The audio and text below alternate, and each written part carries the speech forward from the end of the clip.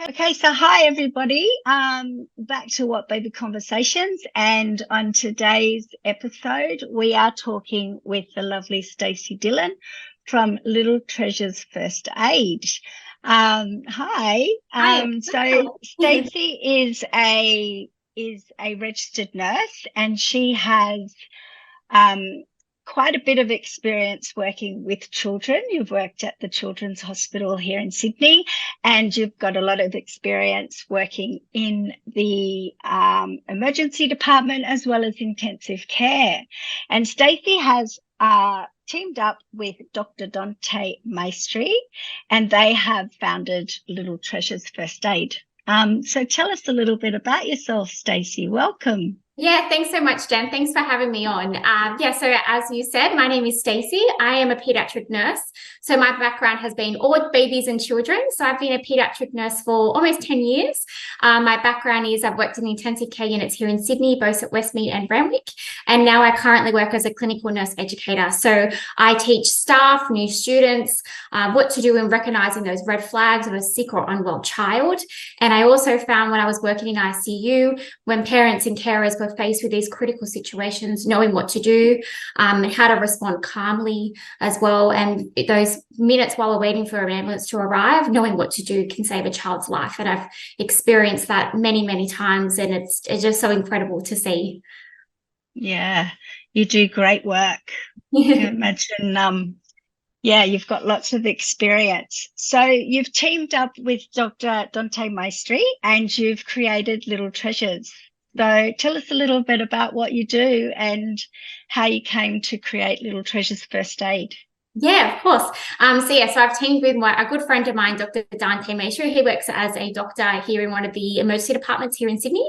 He works with adults and with children as well. But we really noticed when parents and carers knew what to do in those emergency situations prior to an ambulance arriving or prior to coming into hospital versus to not knowing when to do. And so unfortunately, I had seen some children unfortunately pass away from situations that could have been safely mitigated. And that's what I thought, you know what, we need to break down those barriers. And so parents were empowered to know what to do, have those skills and knowledge.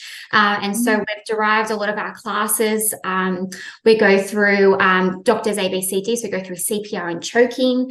We go through burns, head injuries, all those things. And as well, not only going through common first aid injuries that we see in babies and children, but also illnesses as well, and detecting those red flags that we see in the emergency, in the emergency departments and in ICU and in the hospital setting, and knowing those red flags at home and knowing what to do with that. It's fantastic. And so all of this is included in your first aid courses. Yes, absolutely. Yeah, it's what new parents can learn. Me working with new parents every day in their homes. And obviously we talk a lot about things like, SIDS and choking, gagging when they're starting solids. So a lot of these things are very relative. And I often say, have you done a first aid course? Do you know what to do? There's no point in worrying about all of these things if you don't know what to do in the instance that it does happen. So really important that new parents do a first aid course. Yeah, absolutely. And how to respond, what are those, red flags and when to worry, what can I manage at home? Because especially if you're waiting for an ambulance or you're unsure whether you need to go to the hospital or not, knowing those signs is really, really important. Absolutely. And it'd be quite empowering. I can remember when my little ones were babies, a couple of things happened that were quite scary. And I remember just blanking out, and obviously fight or flight kicks in. So if you have that knowledge and you've done the course, then the information's going to be there. It's going to hopefully pop up in your head. And Yeah, absolutely. Yeah, definitely.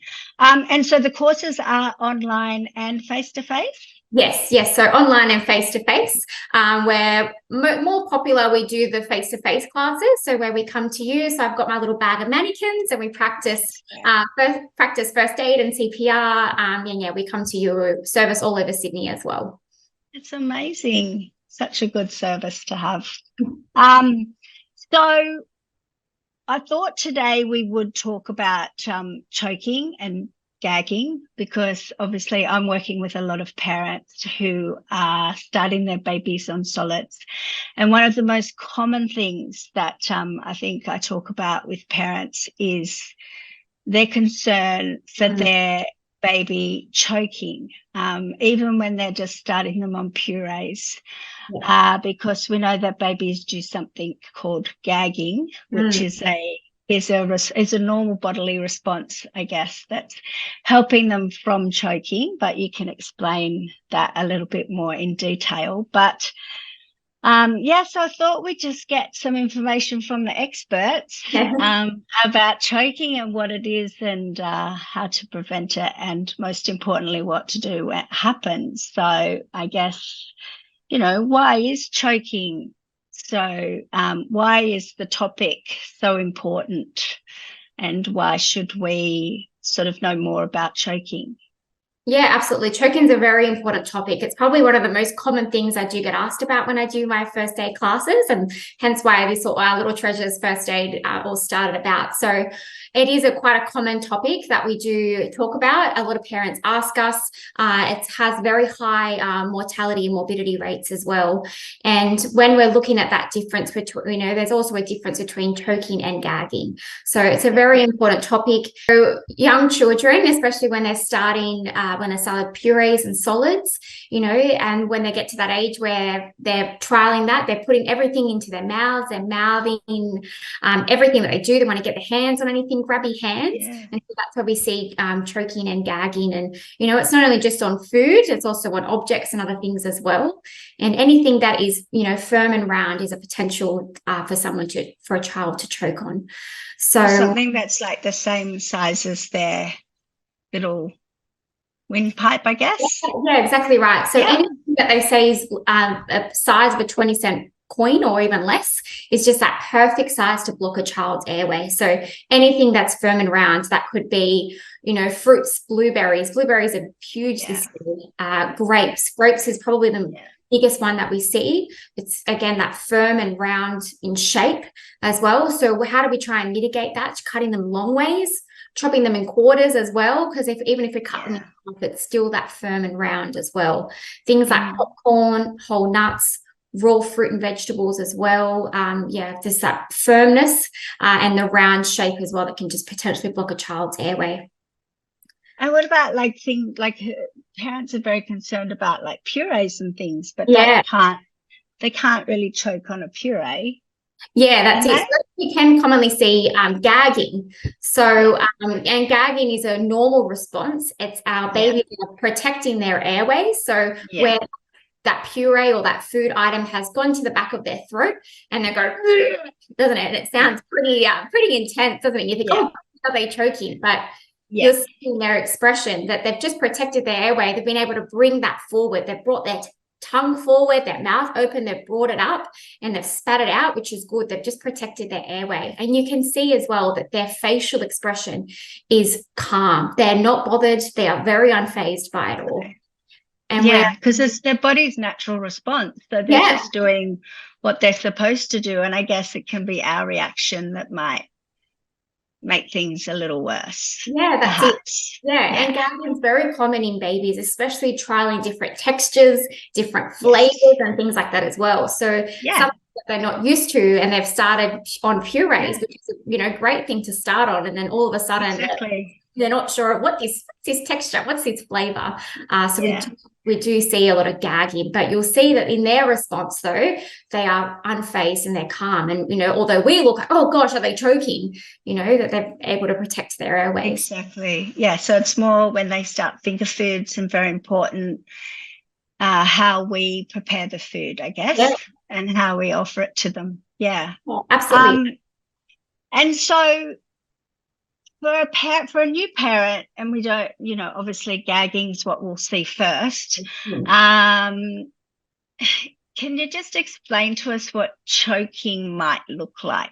Yeah, absolutely. So choking, it's important to ask if you're thinking, is my child choking?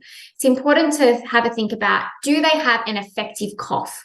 Meaning, can they pass air around that item or the object, and they take a breath in and cough it out? They've got a strong cough. That's a strong, effective cough. They can pass air around that object and they can cough it up. So they've got that huff of air behind them to cough and bring that object up. That's good. They've just helped protect their airways. They've helped to bring it up and forward and spit it out, which is good. However, choking can be silent. So people think you'll be able to hear choking, but choking can also be silent, meaning they might have what we call an ineffective cough, meaning they can't pass air around that food item or object, and they're with their mouth open, gaping. You'll see trying to do that. Yeah, they'll look terrified in their facial expression. Their eyes will be wide open. They'll be looking at you. You know, they have the fear in their eyes, and that's where we can see that they are choking. They can't pass. And it's completely silent, because if there's no air going in, we need air to make noise, right? So it's going to be completely silent. Yes, exactly right. Sometimes they can have what we call an ineffective cough, meaning they might be able to cough out, but it's quite weak. So they can't take a breath in, and all they can do is quite a weak cough.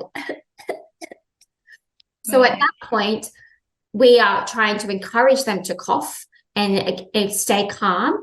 However, we need to keep an eye on their facial expression, because they will look terrified, and they can go from that ineffective cough to then being silent, where they're struggling to breathe and they can't take a breath in, and they can't even cough it out either. They're sitting there with their mouths wide open, trying to bring it up, but they can't. And that's where we need to jump in.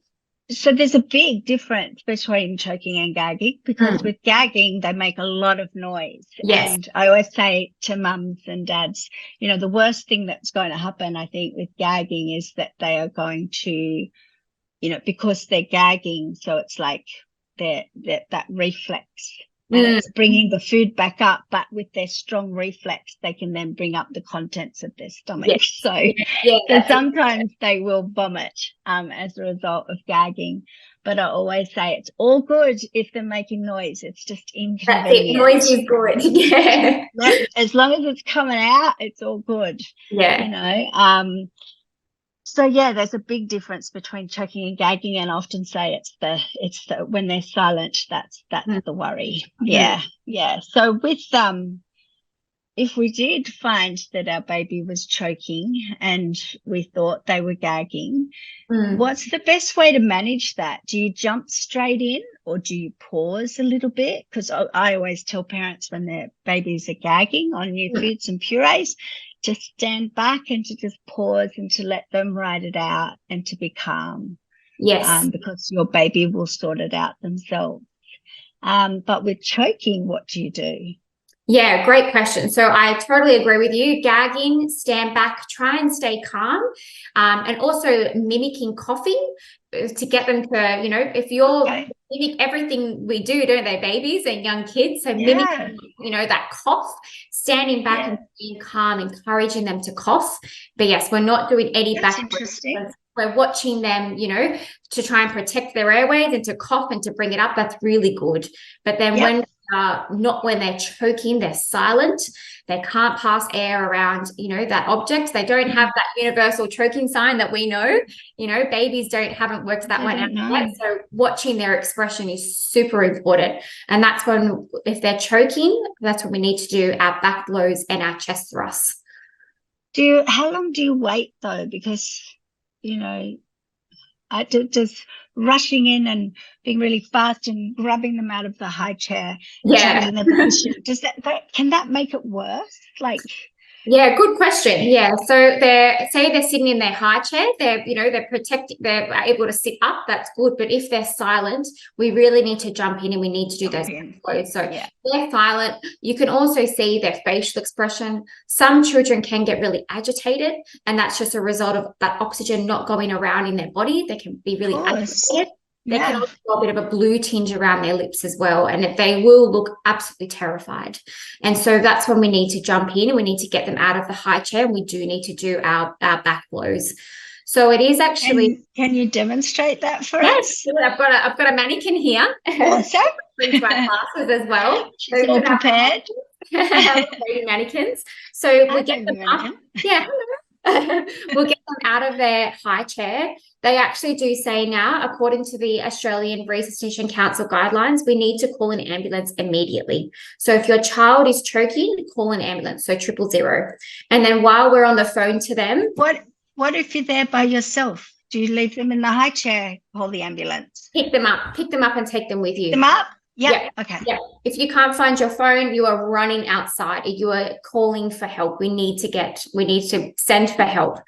And the reason being is just in case if it dislodges after our back blows and chest thrusts, that's awesome. We can cancel the ambulance. But if it hasn't come out and we may need to go and do CPR, we've already sent for help and we're not alone at home with no help on the way.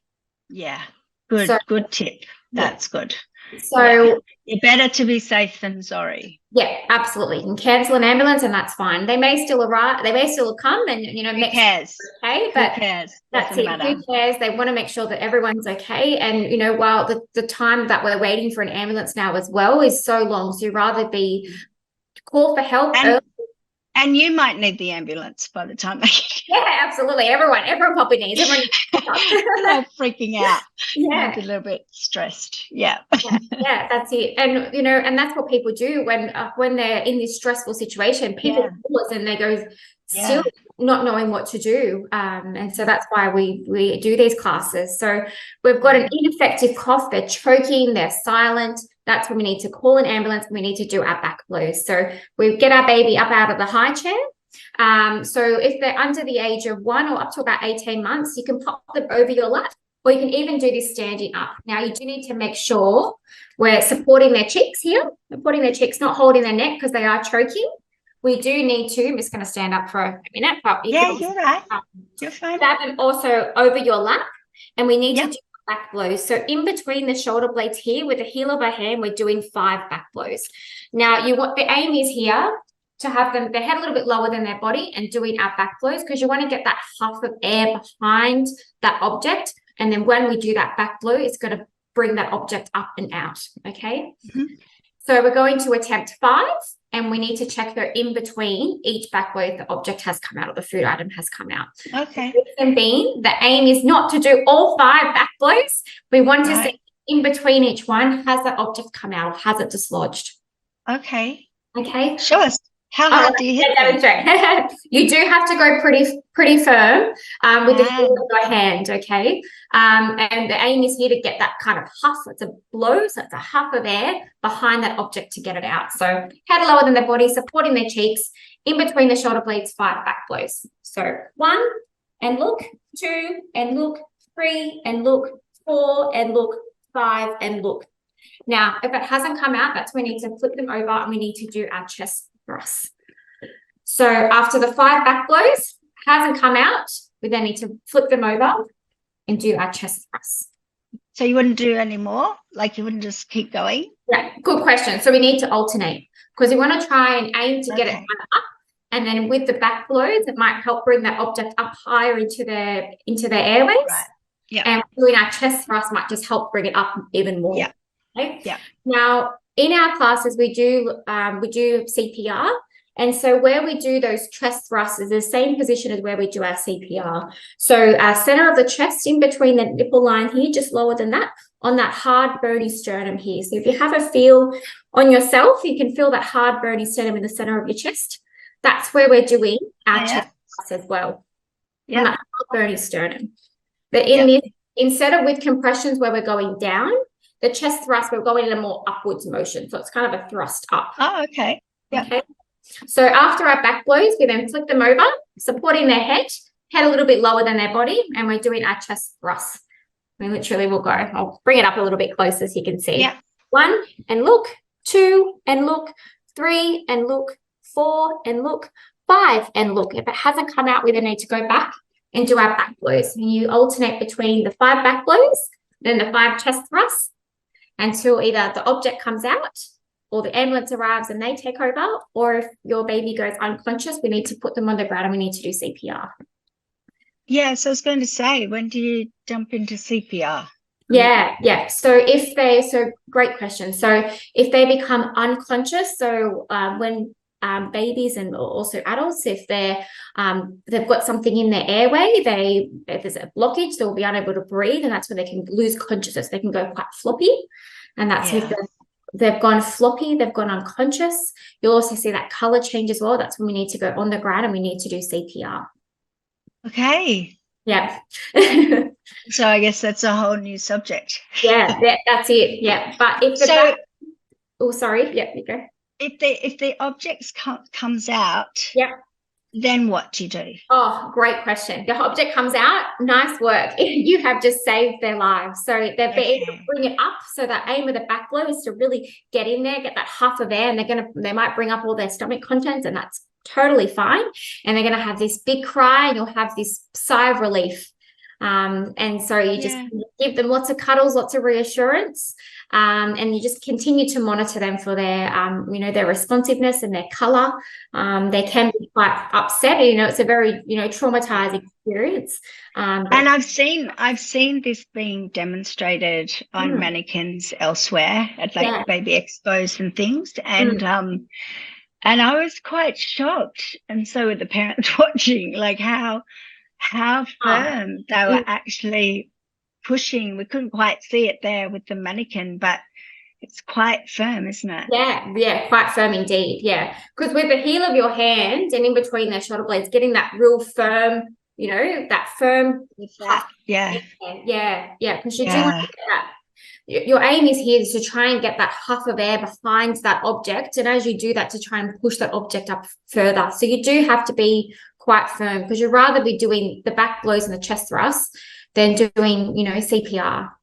Right. Okay. There's no point in any of that unless something comes out, I guess. Yeah. And that can be quite scary for a new parent. You don't want to hurt your baby, obviously, but I guess in a situation like that, you're better off. You got to get it out. There's no question. Yeah, it's airway. They can't breathe. We really need to try and get that object out. So learning these things, and you can learn about it online and things like that. And you've just shown us, and we've seen other people demonstrate. But we can know what to do, but to actually experience it. And I guess that's why doing a class with you guys is really going to help you to see it in action right there in front of you, to have a practice, to see what the results can be and, what the processes are. So it is really, really important, isn't it?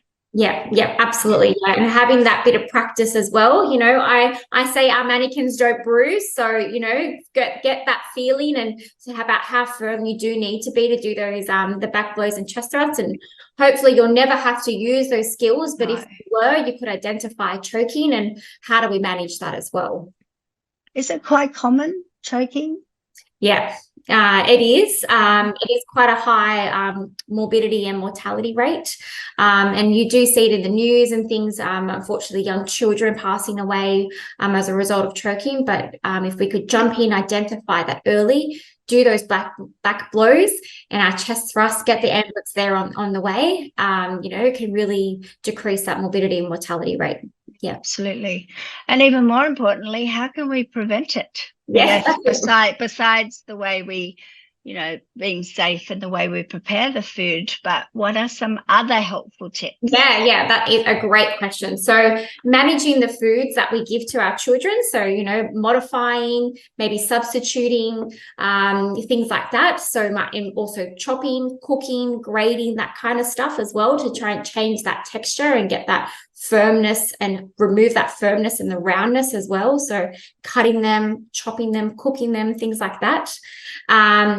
This is a bit of a controversial topic, but not force feeding children. I feel like we're all kind of force fed when we were younger, but that actually can increase that risk of choking by, children are still developing, chewing, they're teething as well. So we don't want to be putting too much food in their mouths, because they can only control so much in their little mouths. So not force feeding, so little bits at a time, making sure they're swallowing before we offer them the next food item as well. Sitting in their high chair is really good, because that helps develop their reflexes as well. They've got that good posture, their good head control and things as well. There's also things about, making sure they're not running around with food as well. Oh, definitely. Yeah. A That's common just one. healthy eating, I think. Yeah, absolutely. Yeah. Sitting down on their bottoms with mealtime as well. We're all sitting down and eating as well. Really reduces that risk of choking. Also coins and things as well. Coins are a perfect size to block. So, you know, things like not only food items, but coins and small object beads, Lego and things. I've seen lots of things in kids' airways, unfortunately. Yeah. Yeah, and I do get asked a question as well about aspiration. So that's more about when fluid gets caught in their airways. And one way we can try and mitigate that is not leaving the bottle propped up in their mouth, making sure we're holding them. And if they do have that cough while they're drinking, we can sit them up, encourage them to cough, and you know they will recover quite quickly. But just to be mindful about the positioning as well. Yeah. Yeah.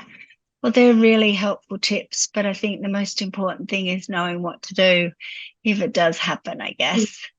So, so how can people book in to do a first aid course with you guys? And is it online or in people's homes, right? Yeah, we have both. Yeah, so we do offer both.